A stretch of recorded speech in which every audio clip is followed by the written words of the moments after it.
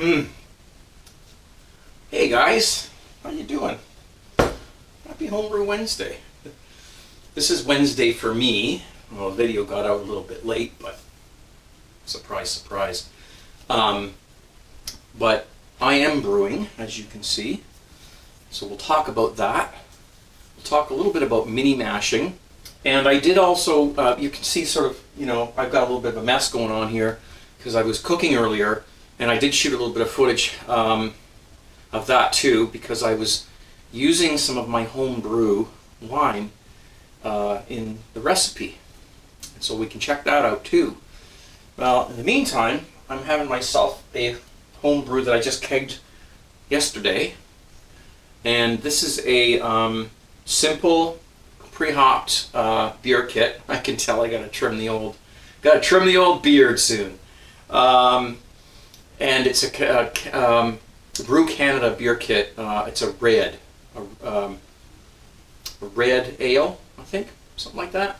So I don't know if you guys can get Brew Canada beer kits, but I'm actually really enjoying this. It's not very clear at the moment because I just kegged it, so it needs to sit for a bit. Story of my life. It seems like every Wednesday, I'm trying to show off a beer and it's just been kegged or something. It's not clear, or I had to shake the keg. Anyway, I'm really enjoying the beer. It's very clean. Not a lot of hops. Just sort of a basic red ale, really. Now, what I'm doing here is a mini mash. We'll take a quick look at the mash here. That is a great looking mash. Perfect. Temperature, I'll check that in a second. So that's sitting at about 152, and there's not a lot in there. A mini mash is, if you don't already know, is a mini, you're basically doing an extract beer, okay, and I've got some malt extract downstairs, about 6 pounds of liquid malt extract, but you're adding fresh wort to it that you made yourself. And why would you want to do that? Well, this allows you to tailor your beer. If you're not really in the mood to do all grain, or you haven't got the setup to do that, you can still tailor your beer quite a bit by taking your basic light liquid malt extract and then adding some grains to it to make it kind of what you want. Now, I'm not going to give the exact recipe right now because I don't know how this is going to taste, but I just sort of made it up. So I've got a couple of pounds of Maris Otter, which is like an English 2-row. Okay, so that's going to give me some fermentability. That's why I'm mashing. Okay, I'm not steeping, I'm mashing. And I've got a little bit of Crystal 80 in here as well. Some people have been kind enough over the years to send me some grains, and I have lots, so I don't have to, I don't have to buy them. I can go into my stash and see what I've got, and, put something together. So when you steep grains, you're basically making tea. Okay, you just put them in a bag, and you throw them in some hot water, about 160 degrees or something like that, and just let them soak. 20-30 minutes, that's all you need. Okay, you're not worried about anything, right? You're just going to get the color and the flavor from them.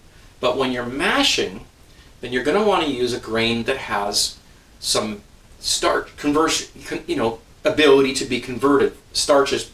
Oh, geez, there's a blooper right there, leaving it in. You want it to be a grain that's been malted but hasn't been roasted. So, like 2-row, for example, is a grain that has the ability to have its starches converted to sugars. Okay, diastatic power is what it's called, and we won't go into all the details of that. But it has the ability to become fermentable, right? So I'm creating sugars here with this pot of grain. The 2-row, or the Maris Otter, which is 2-row, same sort of thing, has that power, that diastatic power, and it's, as we speak, is converting the hot water and the enzymes that are inside the grain that haven't been killed off because the grain has not been roasted, okay? Those sugars are being, those starches are being converted to sugar. And we're pulling the flavor out of the grains too, all right? So that's that. Now the Crystal 80 that I've got in here, that basically is not fermentable. We're going to be pulling sugars from that, we're going to be pulling flavors from that, but those sugars are not, for the most part, not fermentable. Maybe a tiny bit, but they've been sort of made into, I guess, what some people call invert sugars, which they won't ferment. They will just remain in the beer. That's why you have to be careful how much crystal malt you put in your beer, because it will hang around. The sweetness will not convert to alcohol when you ferment it. Okay. I've been reading John Palmer's book, How to Brew, which I think this should be on the bookshelf of every home brewer. He's not paying me to say this. I did purchase this book in support of Mr. Palmer, and he agreed to do an interview with me last year sometime, and we just haven't gotten around to putting it together, okay? But that's still something that I really, really want to do, and John agreed to it, so it's just a matter of me making it work, okay? But this book is also available online. I don't think it's the entire book, but it is, for the most part, available online. So I've got 6 pounds of liquid malt extract. I've got a couple of pounds of Maris Otter. I've got grains. I've got a couple of half a pound of Crystal 80. And yeah, I know I'm speaking in. I keep saying over and over again, everyone should be using the metric system because it's the same everywhere in the world. You know, a gallon in the U.S. is different than a gallon everywhere else, pretty much. So, I mean, you know, when I'm using a container to measure, you know, stuff, I have to think, well, where was this container made? Was it made in Canada? Or was it made in the U.S.? Because that's going to make a difference between, you know, what a gallon is. Even teaspoons and tablespoons are different in the U.S. than they are everywhere else in the world. So, kind of got to sort of, you know, think about that. You know, if I go to my Walmart and I buy, you know, tablespoons, teaspoons to measure stuff, are they imperial measurements or are they American measurements? I assume because I bought them here, they're imperial. But anyway, so working in metric really does solve that problem, because a liter is a liter is a liter, no matter where you are. You know, a milliliter is a milliliter everywhere. Doesn't matter.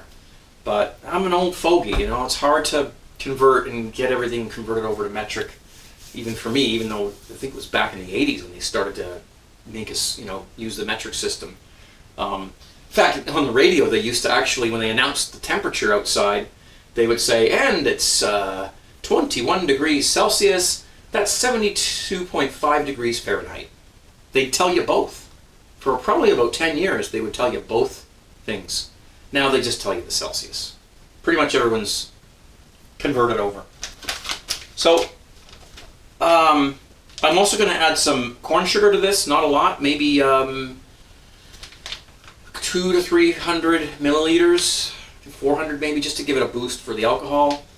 And for the hops, I've got 2 ounces of Meridian hops. These were sent to me. I've got all kinds of hops in the freezer that have been sent. And so Meridian, these are a 17% alpha hop, so I'm going to use these for bittering. There's 2 ounces. I'm going to put 1 ounce in at the beginning of the boil, 60-minute boil. I'm going to put the 2nd ounce in 30 minutes in. Okay. I'm going to finish it with some Summit hops. These are 5 or something alpha. I'm going to put these in at the 5, pretty much near the end of the boil. And that's going to give us a fairly bitter beer. These, the first ounce is going to give a lot of bitterness. The 2nd ounce added in later is going to give some flavor, aroma kind of thing. A little more bittering. It's going to be a fairly bitter beer with a little bit of a top end aroma flavor hop on the top. So we'll see how it turns out. I don't tend to worry too much about it. I just do it, and if it works really well, then I'll write it down and I'll keep the recipe, and I'll let you guys know how it works out. Okay. Earlier today, I cooked some food. I used some of my own red wine in the recipe. Let's take a look. All right. Well, this portion of Homebrew Wednesday is not necessarily a brewing subject, but it is homebrew related, and I'll show you why. Today, I'm actually cooking, and this is not a Craig's Kitchen segment, and I should have made a video on this, but I didn't know I was going to cook this tonight, and I was just fooling around in here, and I came up with something very, I think, kind of interesting. I've basically, the other day I cooked a butternut squash and some onions and some green pepper and then some sausages, and that was what we had for supper. So then there was some left over, so I chopped up the sausages into sort of, pieces like that, and I, mixed it all together with the chopped up butternut squash that was cooked, and the onions and the green peppers that were in there, and I put them back into a frying pan, and I've made a sauce. And what's the sauce? What's the lubricant or the liquid that's making the sauce? Making this into a sauce? My home-brewed red wine. Cheers. I can taste the oak flavor from the oak chips I put in. It's beautiful. It's not too sweet, and as they say, if it's good enough to drink, it's good enough to cook with. Well, normally I don't cook with my wine because I don't want to part with it. I'd rather drink it. But today I put most of this glass into the pan, which I'm going to show you right now. Here's what we've got, and it's just, you can see the sausages in there. There's some onions, a few green peppers, and I put some water and the red wine in. It's been simmering for a few minutes, and I put in some hot sauce that I had in the fridge. I don't know, it's just a no-name brand hot sauce that I had. But I mean, I haven't tasted this yet because I've been letting it simmer. I'll just get some of the sauce. I have not tasted this yet. I'm really curious to see how the sauce is going to be with the red wine.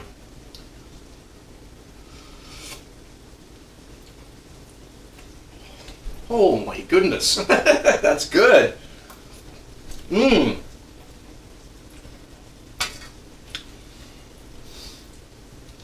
Wow.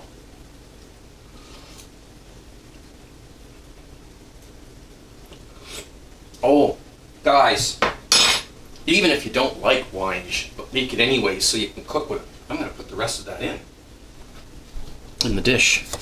Excuse my... There we go. Sometimes you got to take your grab balls before you watch my video. I'm going to put the rest of that in because that... Sorry for the shaky camera work. Got to grab my spoon here. That makes a big difference. Wow. So we're going to let that cook down and evaporate a little bit. The butternut squash is, I'm crushing them so I can make them into sort of a thickener, to thicken the sauce a little bit. But it's doing quite nicely the way it is. So I'm going to let that simmer, and I'm going to serve it over this. This is a green pasta. You can see the black bean spaghetti. Yeah. My wife picked this up at a store, so we'll try it. Cook with red wine. Put it in stews. Put it in, if you're making a chili. I know it seems like a waste, but I got tons of red wine because I make my own, right? So that is really, really nice. And as I said before, I don't normally dump my great tasting wine into a dish, but magnificent. I think that's the term. All right, let's get back to brewing. All right, so we'll come back at the end of this video and check out how that tastes, and that will be all for me today. on this Homebrew Wednesday. So I should probably get and check the temperature on this mash to see if it's going down a little bit, and if it is, I should probably crank on the heat for a couple of minutes just to bring it back. But I'm pretty sure that's all I had to talk about. The other thing is that in John Palmer's book, he talks about pre-hopped beer kits briefly. And one of the things that he did mention is that the liquid malt extract that you get these days, even with the pre-hopped beer kits, has improved in the last, well, in the book it says in the last 5 years. Now the book's a few years old, so we're even further along than that even. The pre-hopped beer kits that you can get that you can just brew up, what he tends to say is don't follow the instructions on the can. And I think that's what a lot of people who don't like the pre-hopped beer kits, they're totally against them. They poo-poo them totally off. That's probably what they ended up doing. And they followed the instructions on the can. It said add a kilogram of dextrose and mix it and do it. That's really probably not the best thing to do, and that's probably one of the things I'm trying to emphasize here, and in some of my other brewing videos that I've done, is that there are ways to make these beer kits taste good, like pretty darn good, and that involves not just dumping in a kilogram. You'll get beer if you just follow the instructions on the label, but it's not going to be the best beer in the world. So it really depends on what you expect from it. I mean, if you're just looking to get a buzz, fine, but if you want a decent tasting beer, you really do have to doctor up the beer kit a little bit. And there's a lot of videos on YouTube, and I've done a few myself, on how to bump up a beer kit, how to make it taste better. I'll put a link to one of them down below in the description, so you can check that out. And it's just one way of doing it. Here I'm using unhopped liquid malt extract, so I'm sort of doing it more. I have more control over it, and I have to put the hops in myself. So because there's no hops in the liquid malt extract here. But if you live somewhere where beer is expensive and you're going to brew just simple beer kits, try to get into some hops, try to get into some grains, soaking grains or steeping or mashing them. I've got videos on how to do mini mash. I'll put the link down below in the description for that too, if I can find one of mine. Basically what I'm going to do to this after it's finished mashing, it's going to take about just over an hour probably, is I'm going to take out you can see I've got a bag. I'm going to take the bag out and I'm going to put it into a second pot of hot water to sparge it and get all the stuff off the grains that we want, and we don't want to waste it. And then I'll put that sparge water into this pot, and then we'll start our boil. Okay, and then we're going to add our hops, and then our liquid malt extract, and then at the end we will chill it. We will top it up with good quality water, cold water. Put our yeast, which is probably going to be a USO5 or USO4. Haven't decided yet. Bob's your uncle. All right, we got beer, and it's going to taste. I think it's going to taste pretty good. We'll see. Well, probably maybe not by next week, but the week after, we will have a taste test of this, and we'll see how it works. Okay, so let's go back now and check out how that food worked out. Got myself a nice fresh home brew. And let's give this a whirl.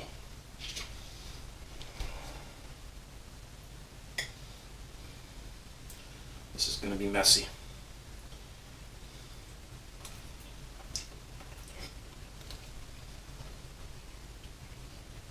Oh.